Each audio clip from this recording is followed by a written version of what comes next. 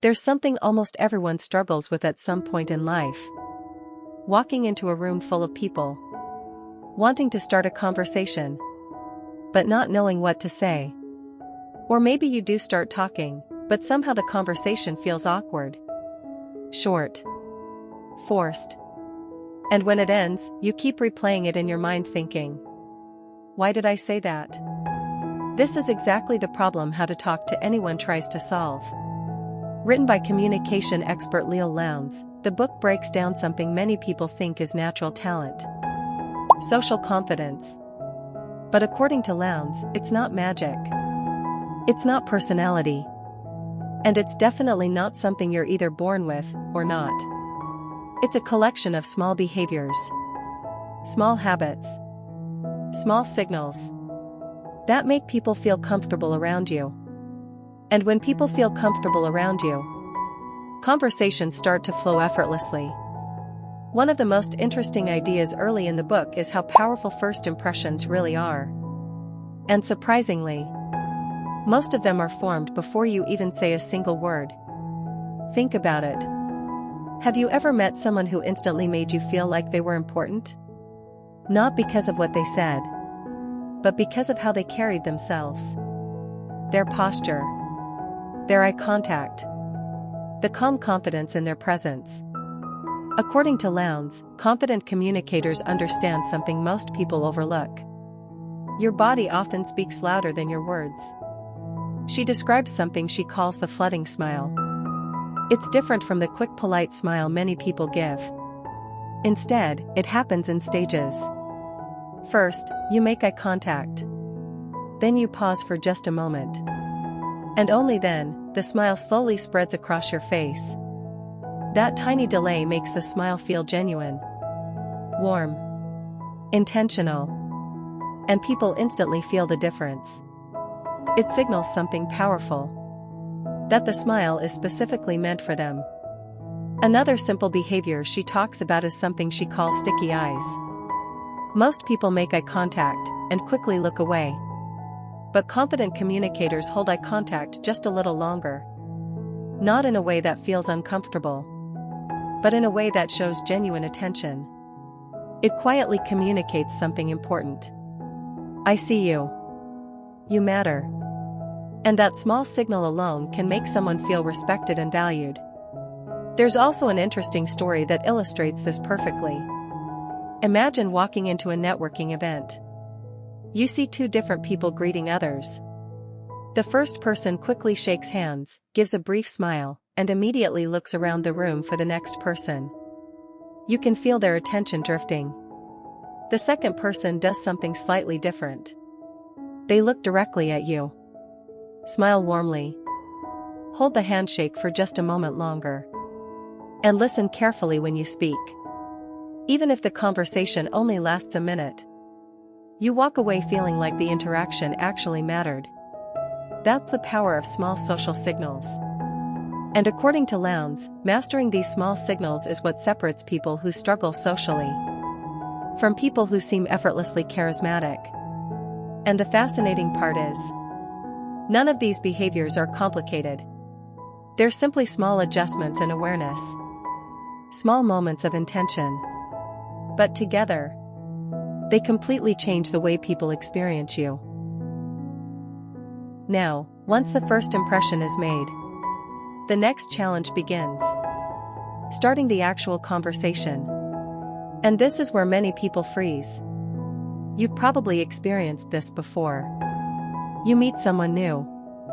There's a brief moment of silence. And suddenly your mind goes blank. You start wondering, what should I say? Should I ask a question? Will it sound awkward? According to this book, great conversationalists don't rely on clever lines. They rely on curiosity. Real curiosity about the other person. Because when you're genuinely curious, you never run out of things to say. One simple idea in the book revolves around something Lowndes calls big baby pivot. It sounds funny, but the concept is powerful. Think about how adults speak to babies. When a baby makes a small sound or movement, adults respond with excitement. They lean in. They react. They focus their full attention on that tiny signal. Now imagine bringing that same energy into conversations with adults. When someone shares something small about themselves, instead of brushing past it, you lean into it. For example, someone casually says, "I just moved here a few months ago." Most people might simply nod and continue talking about something else. But a great conversationalist pauses and pivots the attention back to them. "Oh really? Where did you move from? What made you choose this city?" Suddenly the conversation opens up, and the other person feels seen. There's also another subtle technique the book talks about, something called echoing. It's incredibly simple, but surprisingly powerful. When someone says something interesting, you repeat a key word or phrase they just said. For example, someone says, "I just came back from a trip to Italy." Instead of jumping straight into your own story, you simply respond, "Italy?"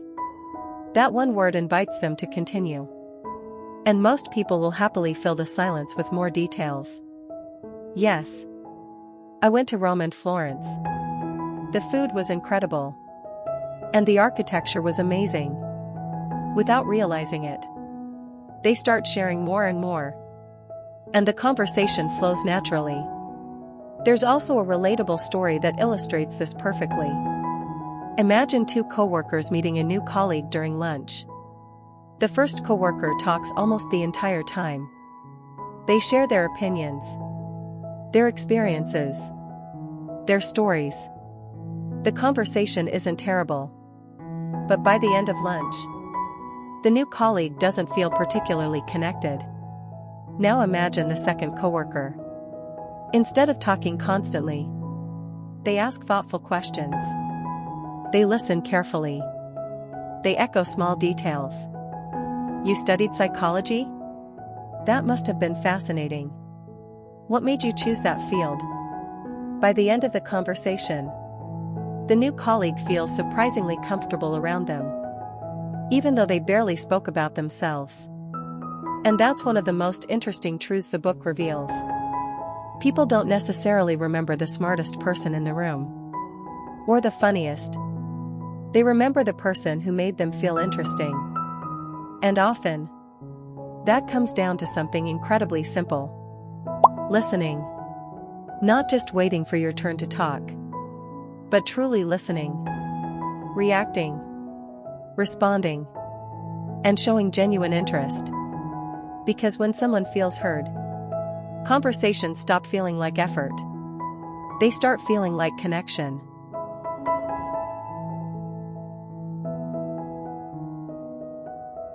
Now as the book continues, it begins to reveal something deeper about conversations. Something many people don't realize. Communication isn't just about the words you say. It's also about the signals you send without realizing it. Your tone, your body language, your reactions. All of these things quietly tell people whether you're approachable or distant. One of the most powerful ideas in this book is something surprisingly simple. People are naturally drawn to those who make them feel important. Not in an exaggerated or fake way, but in small, sincere moments. Think about the last time someone remembered something specific about you. Maybe your favorite hobby. Maybe something you mentioned weeks ago. Or even the way they pronounced your name correctly. Those small details matter more than we think. According to this book, remembering and using someone's name is one of the most powerful social tools you can use. Because to most people, their name is the sweetest sound they can hear. Imagine meeting someone at a gathering. During the conversation, they say your name once or twice naturally. "So Tiffany, what got you interested in that?" "That's really interesting, Tiffany." Suddenly the conversation feels more personal, more attentive, more human. There's also another fascinating behavior the book highlights. Something that happens almost automatically when two people connect. When people feel comfortable with each other, They begin to mirror each other's body language without even noticing. If one person leans forward, the other person eventually leans forward too. If one person smiles, the other smiles back. It's a subtle signal that says, we're on the same wavelength. And skilled communicators sometimes encourage this naturally by matching the energy of the person they're speaking with. Not copying them obviously, but gently aligning with their pace, their tone, their mood. For example, if someone speaks softly and thoughtfully, responding loudly and aggressively can feel overwhelming. But matching their calm energy makes them feel understood. There's a simple everyday example of this. Imagine two people meeting for coffee. One person speaks quickly and excitedly about their ideas. The other responds with the same enthusiasm. Soon they're both laughing and sharing stories. The energy builds naturally. Now imagine the opposite. One person is excited and animated, but the other responds with short, flat answers. The energy immediately drops. The conversation feels awkward. Not because anyone did something wrong, but because the rhythm didn't match. And that's what this part of the book gently teaches. Great conversationalists pay attention not only to words, but to the emotional rhythm of the interaction. They adapt. They respond. They stay present. And when that rhythm clicks, conversations stop feeling like effort. They begin to feel like something much more natural. Almost like two people simply flowing through a moment together. Now we arrive at the final stretch of How to Talk to Anyone by Leil Lowndes. This is where it all comes together. Not just starting conversations. Not just keeping them going, but leaving a lasting impression. One of the most powerful ideas in this book is something surprisingly simple. People remember how you made them feel. It's not about saying the perfect thing.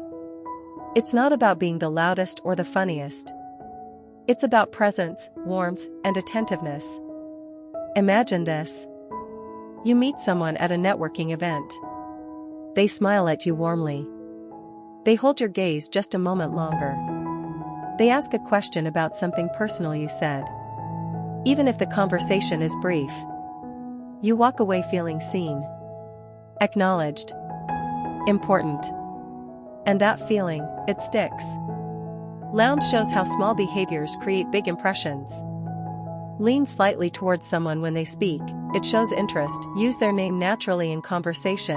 It makes the moment personal. Match their energy subtly. It makes them feel understood. Pause before speaking. It signals thoughtfulness and control. These small shifts don't feel forced. They feel human. And they make people naturally gravitate toward you. Think about a real-life scenario. Two people attend the same business event. Person A talks fast, jumps from topic to topic, tries to impress. Person B listens carefully, asks questions, uses their name occasionally, keeps a calm, warm presence. Who gets remembered? The quiet connector. The one who made people feel valued. Not because they spoke more, but because they made others feel seen. So, zooming out, here's what this book really teaches. 1. Presence is everything. Eye contact, posture, a calm smile, these speak louder than words. 2. Connection over performance. You don't need clever lines. You need curiosity, attention, and genuine interest. 3. Confidence is emotional steadiness. Not everyone will respond warmly. Not every room will feel comfortable. But social skill is staying grounded anyway. 4. Small gestures leave lasting impressions. Pauses, using someone's name, leaning in slightly, subtlety is magnetic. 5. Listening is more powerful than talking. People remember how they felt, not what you said. 6. Networking is about connection, not chasing status. Be socially fluid. Be attentive. Be genuine. And the overarching truth? Social skills are learnable. You don't have to be born charismatic. You don't have to be naturally funny or bold. You just need awareness, intention, and practice. If this review resonated with you, if you've ever walked into a room and wished you felt more confident, I genuinely encourage you, read the book for yourself. Don't just rely on my interpretation. Experience the techniques. Try them in real conversations. See what shifts. Because growth doesn't happen by watching. It happens by doing. If you enjoyed this deep dive, like the video, it helps the channel grow. Share it with someone who wants to improve their communication skills. Comment below, what's the hardest part of socializing for you? And of course, subscribe to Rhyme Chapters. Here, we don't just review books. We unpack them. We personalize them. And we grow through them. Until the next chapter.